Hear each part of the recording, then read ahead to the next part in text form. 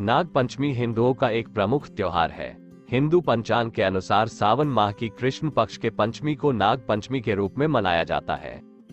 इस दिन नाग देवता या सर्प की पूजा की जाती है और उन्हें दूध से स्नान कराया जाता है। लेकिन कहीं कहीं दूध पिलाने की परंपरा चल पड़ी है। नाग को दूध पिलाने से पाचन नहीं हो पाने या प्रत्योर्जता से उनकी मृत्यु हो जाती है। शास्त्रों में नागों को दूध पिलाने को नहीं बल्कि दूध से स्नान कराने को कहा गया है। इस दिन अष्टनागों की पूजा की जाती है। आज के पावन पर्व पर वाराणसी, काशी में नाग कुआं नामक स्थान पर बहुत बड़ा मेला लगता है। किंवदंती है कि इस स्थान पर तक्षक गरुड़ जी के भय से बालक रूप में काशी संस्कृत की शिक्षा लेने हेतु आए, परंतु गरुड़ जी को इसकी जानकारी हो गई और उन्होंने तक्षक पर हमला कर दिया। परंतु अपने गुरु जी के प्रभाव से गरुड़ जी ने तक्षक नाग को अभयदान कर दिया। उसी समय से यहाँ नाग पंचमी के दिन से यहाँ नाग पूजा की जाती है। यह मान्यता है कि जो भी नाग पंचमी के दिन यहाँ पूजा अर्चना कर नाग कुआं का दर्शन करता है, उसकी जन्म कुंडली के सर्प दोष का निवारण हो जाता है। नाग पंचमी के ही दिन अनेकों गांव व कस्बों में कुश्ती का आयोजन होता है, जिसमें आसपास के पहलवान भाग लेते हैं। गाय, बैल आदि पशुओं को इस दिन नदी, तालाब में ले जाकर नहलाया जाता है।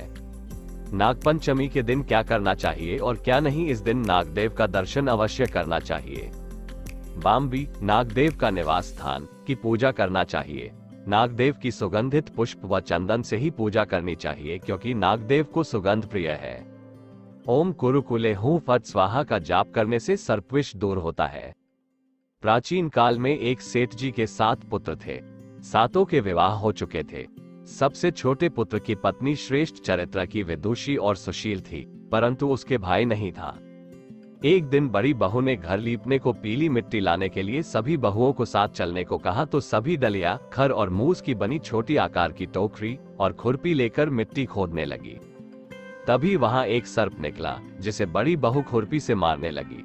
ये देखकर छोटी बहू ने उसे रोकते हुए कहा, मत मारो इसे, ये बेचारा निरपराध है। ये सुनकर बड़ी बहू ने उसे नहीं मारा। तब सर्प एक और जा बैठा। तब छोटी बहू ने उससे कहा, हम अभी लौट कर आती हैं, तुम यहाँ से जाना मत। ये कहकर वह सबके साथ मिट्टी लेकर घर चली गई और वहाँ कामकाज में फंसकर सर्प से जो वादा किया था उसे भूल गई। उसे दूसरे दिन वह बात याद आई तो सबको साथ लेकर वहाँ पहुँची और सर्प को उस स्थान पर बैठा देखकर बोली, सर्प भैया नमस्कार। सर्प ने कहा, तू भैया कह चुकी है, इसलिए तुझे छोड़ देता हूँ, नहीं तो झूठी बात कहने के कारण तुझे अभी डस लेता। वह बोली, भैया मुझसे भूल हो गई, उसकी क्षमा मांगती हूँ। तब सर्प बोला, अच्छा तो आज से मेरी बहन हुई और मैं तेरा भाई हुआ, तुझे जो मांगना हो मांग ले। वह बोली, भैया मेरा कोई नहीं है, अच्छा हुआ जो तू मेरा भाई बन गया। कुछ दिन व्यतीत होने पर वह सर्प मनुष्य का रूप रखकर उसके घर आया और बोला कि मेरी बहन को भेज दो। सबने कहा कि इसके तो कोई भाई नहीं था, तो वह बोला, मैं दूर के रिश्ते में इसका भाई हूँ, बचपन में ही बाहर चला गया था। उसके विश्वास दिलाने पर घर के लोगों ने छोटी को उसके साथ भेज दिया। उसने मार्ग में बताया कि मैं वही सर्प हूँ, इसलिए तू डरना नहीं और जहाँ चलने में कठिनाई हो वहाँ मेरी पूंछ पकड़ लेना। उसने कहे अनुसार ही किया और इस प्रकार वह उसके घर पहुँच गई। वहाँ के धन ऐश्वर्य को देखकर वह चकित हो गई। एक दिन सर्प की माता ने उससे कहा, मैं एक काम से बाहर जा रही हूँ, तो अपने भाई को ठंडा दूध पिला देना। उसे यह बात ध्यान न रही और उससे गर्म दूध पिला दिया, जिसमें उसका मुख बेतरह जल गया। यह देखकर सर्प की माता बहुत क्रोधित हुई, परंतु सर्प के समझाने पर चुप हो गई। तब सर्प ने कहा कि बहन को अब उसके घर भेज देना चाहिए। तब सर्प और उसके पिता ने उससे बहुत सा सोना, चांदी, जवाहरात, वस्त्र, भूषण आदि देकर उसके घर पहुंचा दिया। इतना ढेर सारा धन देखकर बड़ी बहू ने ईर्ष्या से कहा, भाई तो बड़ा धनवान है, तुझे तो उससे और भी धन लाना चाहिए। सर्प ने यह वचन सुना तो सब वस्तुएं सोने की लाकर दे दी। ये देखकर बड़ी बहू ने कहा, इन्हें झाड़ने की झाड़ू भी सोने की होनी चाहिए। तब सर्प ने झाड़ू भी सोने की लाकर रख दी। सर्प ने छोटी बहू को हीरा मणियों का एक अद्भुत हार दिया था। उसकी प्रशंसा उस देश की रानी ने भी सुनी और वह राजा से बोली कि सेठ की छोटी बहू का हार यहाँ आना चाहिए।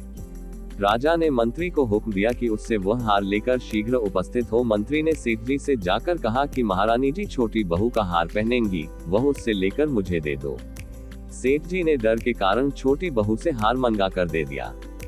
छोटी बहू को ये बात बहुत बुरी लगी।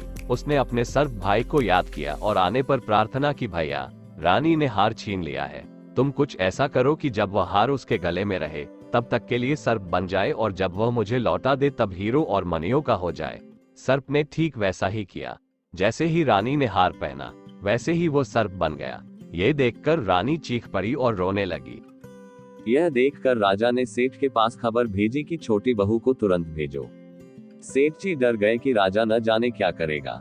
वे स्वयं छोटी बहू को साथ लेकर उपस्थित हुए। राजा ने छोटी बहू से पूछा, तूने क्या जादू किया है, मैं तुझे दंड दूंगा। छोटी बहू बोली, राजन धृष्टता क्षमा कीजिए, यह हार ही ऐसा है कि मेरे गले में हीरो और मणियों का रहता है और दूसरे के गले में सर्प बन जाता है। यह सुनकर राजा ने वह सर्प बना हार उसे देकर कहा, अभी पहन कर दिखाओ। छोटी बहू ने जैसे ही उसे पहना वैसे ही हीरो मणियों का हो गया। यह देखकर राजा को उसकी बात का विश्वास हो गया और उसने प्रसन्न होकर उसे बहुत सी मुद्राएं भी पुरस्कार में दी। छोटी वह अपने हार और इन सहित घर लौट आए। उसके धन को देखकर बड़ी बहू ने ईर्ष्या के कारण उसके पति को सिखाया कि छोटी बहू के पास कहीं से धन आया है। यह सुनकर उसके पति ने अपनी पत्नी को बुलाकर कहा, ठीक ठीक बता कि यह धन तुझे कौन देता है। तब वह सर्प को याद करने लगी।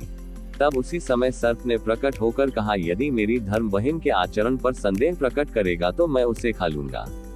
यह सुनकर छोटी बहू का पति बहुत प्रसन्न हुआ और उसने सर्प देवता का बड़ा सत्कार किया। उसी दिन से नागपंचमी का त्योहार मनाया जाता। इसी तरह की जानकारी के लिए हमारे चैनल लेटेस्ट नॉलेज को लाइक, शेयर और सब्सक्राइब करें। धन्यवाद। फिर मिलेंगे एक नई जानकारी के साथ।